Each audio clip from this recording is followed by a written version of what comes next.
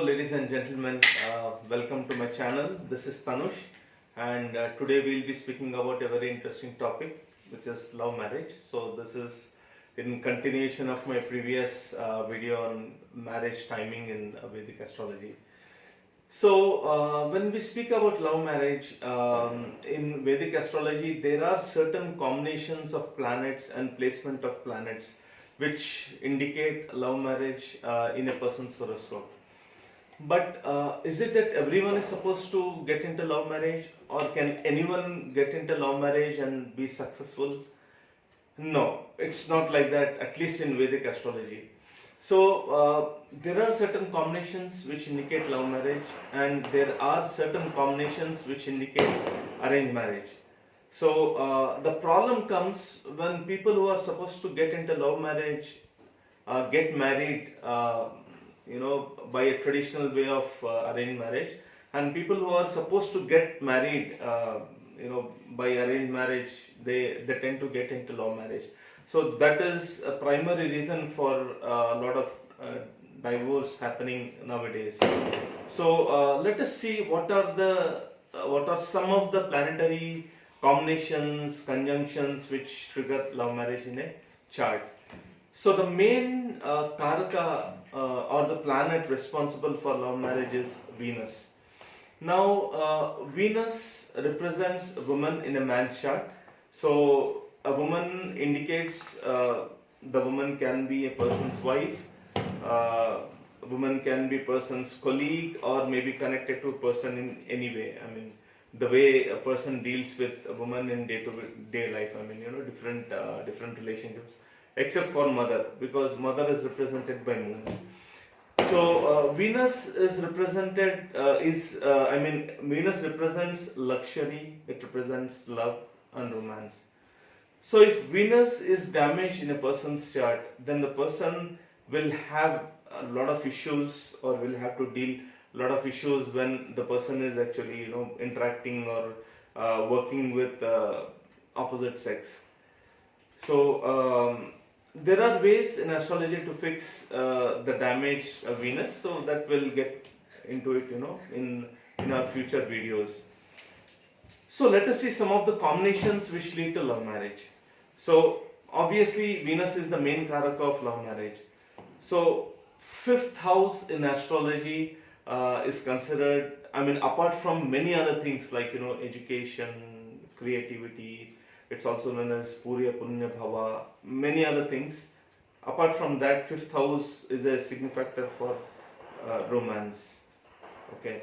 So when there is romance, the person is very eager to meet the counterpart, spend time with him, talk to the person, go out, have candlelight dinner, etc. So when Venus, which is signifactor of love and romance, is sitting in the fifth house, it's a clear indication that a person might go for love marriage. So this is one of the I would say very strong placement of Venus. So apart from this, Venus sitting in the 7th house of marriage, or 11th house, or even 2nd house also gives an indication of love marriage, but there are few other conditions which have to be fulfilled. Now the second combination which is the main signifactor of love marriage, I would say, is the conjunction or aspect or relationship between Mars and Venus. So why is it so? Now Venus is karaka for love and romance, and Mars represents a very passionate planet. So Mars is like a soldier who only knows to go out on the battlefield, fight war and win. So no matter whatever may happen. So when Mars comes in contact with Venus, now this attitude, this passionate attitude of Mars will be diverted towards towards love and romance. So the person will struggle, do whatever, but he'll indulge into love affairs and then get married with the person. So this Mars and Venus combination is kind of represents these things. Now Mars basically has three aspects. Mars aspects the 4th house from itself, 7th house from itself, as well as the 8th house from itself. Now the 8th aspect of Mars is not considered very good. So we only consider the 4th and the 7th aspect, to see if a person can get into love marriage. Okay. So when Mars and Venus are conjuncted, especially in few houses, they can be in any houses, but especially 2nd, 5th, 7th, 11th, even 9th, if they are conjunct with each other, it clearly represents love marriage. Or Mars is aspecting on Venus with its 4th or 7th aspect, that also indicates a love marriage.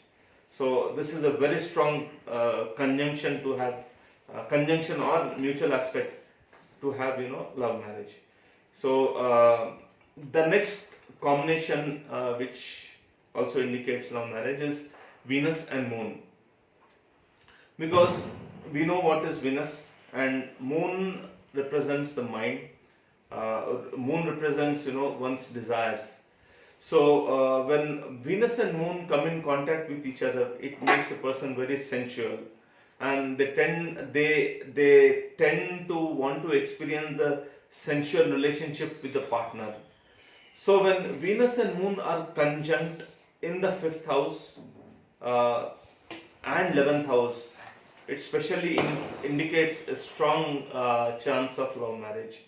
So also, Venus and Moon aspecting each other in 5th and 11th house. So Venus can be in the 5th house, Moon can be in the 11th house, or Moon can be in the 5th house and Venus can be in the 11th house. So this particular aspect of Moon and Venus on each other also indicates a very strong chance of love marriage. Now another case can be the Lord of 5th house and 7th house, because 5th house indicates romance, 7th house represents marriage, house of marriage. So when the house of love and romance and the 7th house of marriage, the lords of these two houses, they come in conjunction either in 5th house or 7th house or in 11th house, it also clearly indicates that a person might have all the chances to get into love marriage. Especially lot of 5th and 7th houses in 11th house, it's a clear indication that a person will get into love marriage.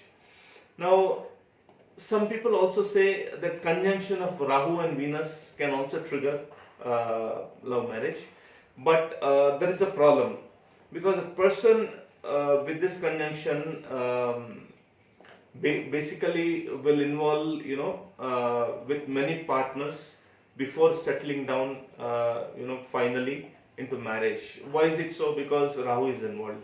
Rahu is a planet which is never satisfied, and when it gets in conjunction with Venus, it always keeps on searching for something new, and the person is never satisfied in one relationship. So the person will get into multiple relationships before the person actually gets tired and finally settles down in some relationship. But the person is never kind of satisfied with that relationship. But there are few other aspects which I am not going to discuss.